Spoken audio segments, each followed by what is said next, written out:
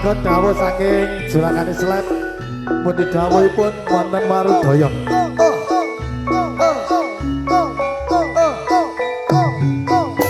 Rekata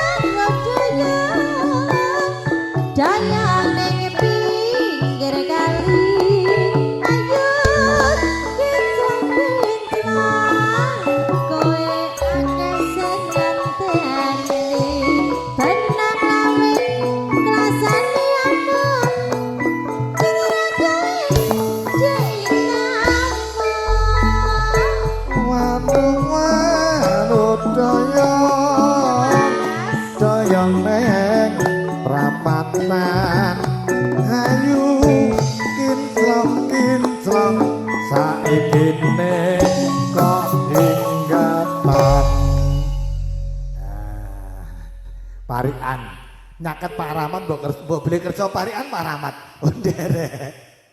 Oh boten kerja Cahyu. Boten kerja. Nggih, sliramu. Masuk ijo mawon. Kok aku lho. Nggih. Aku. Nggih. Ngatang-ngatang nang dhuwur meja salat sembahyang sagak agama.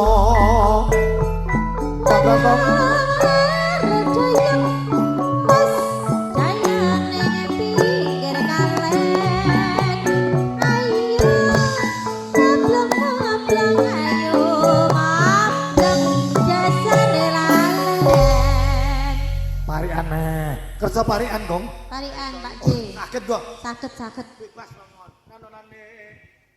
Tergandeng mama tepu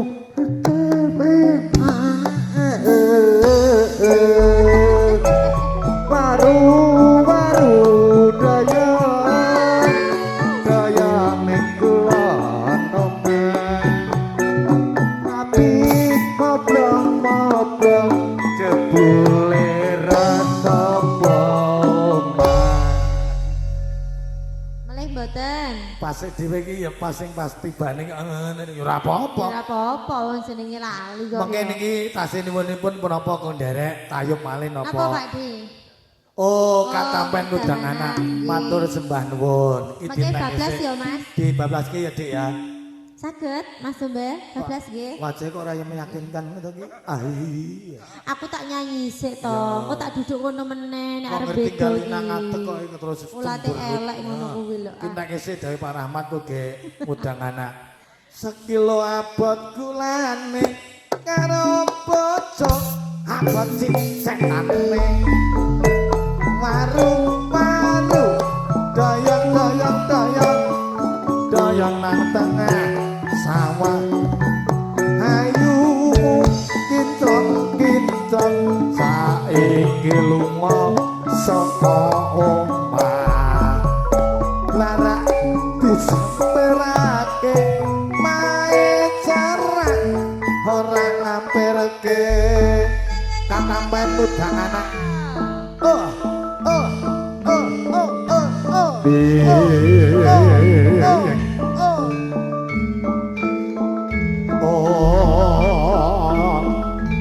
Aturaken sugeng kondur, Pak. Sugeng kondur balga pertama matur nuwun rawuhipun. Der. Yo le, kakek le.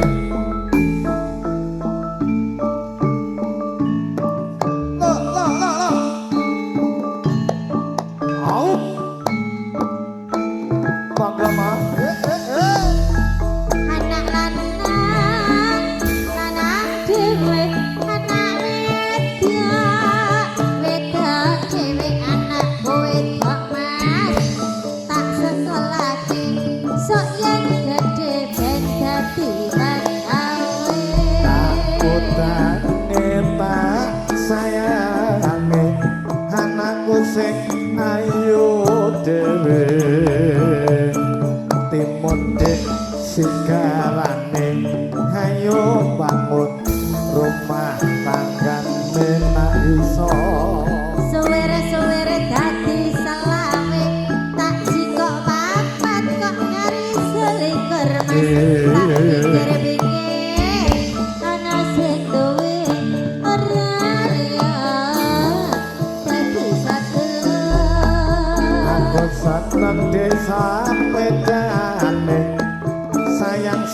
berkone wah aku seneng karo sindene sayang sithik duwe elian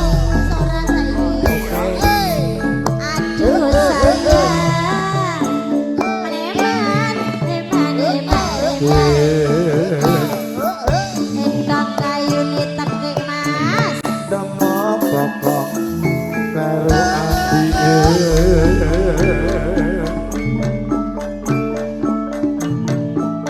maneman neman neman larang disamperake omahe cerak ora nampirke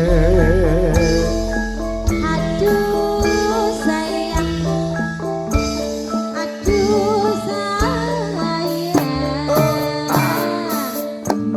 Cari lirik suwek pinggir mas dilirik wis ana sing duwe Atur sembah nuwun Pak De